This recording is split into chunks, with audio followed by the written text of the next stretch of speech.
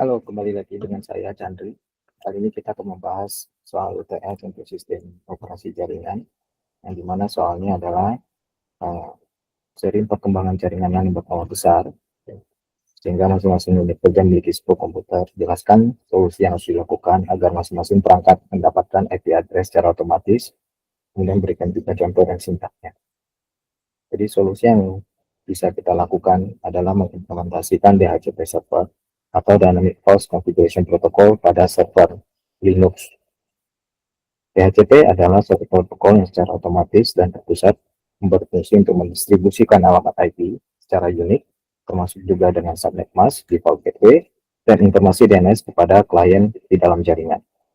Keuntungan menggunakan DHCP server adalah adanya fungsi otomatisasi, yaitu mengurangi pekerjaan seorang administrator jaringan sehingga tidak perlu mengatur 10 IP address secara manual dan unik kepada setiap perangkat tersebut.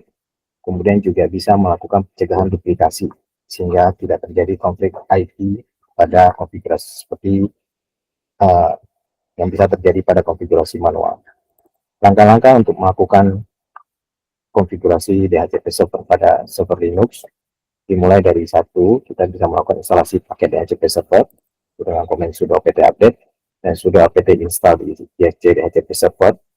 Kemudian kita mengkonfigurasi interface yang akan dipakai oleh DHCP server dalam melayani request pada klien di dalam jaringan.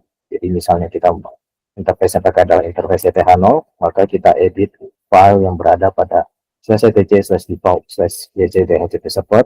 Kemudian kita cari komen yang dimulai dengan nama interface versi 4, kita ganti sesuai dengan interface yang kita pakai.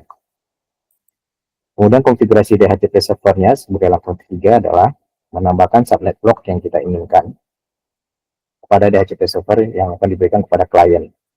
File ini kita bisa temukan pada /ctp/dhcp.com.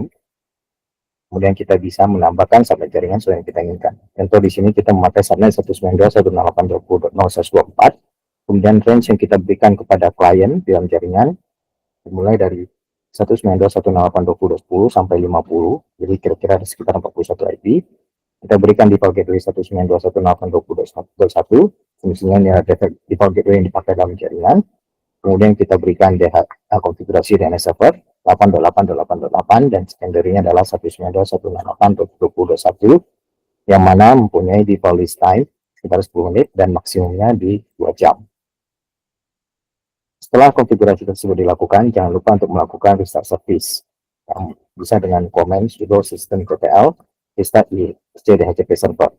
Setelah konfigurasi selesai dilakukan, maka 10 perangkat yang tadi dalam jaringan, kita tinggal setting untuk memakai di konfigurasi interface card-nya untuk memilih ke arah mode obtain IP address secara otomatis.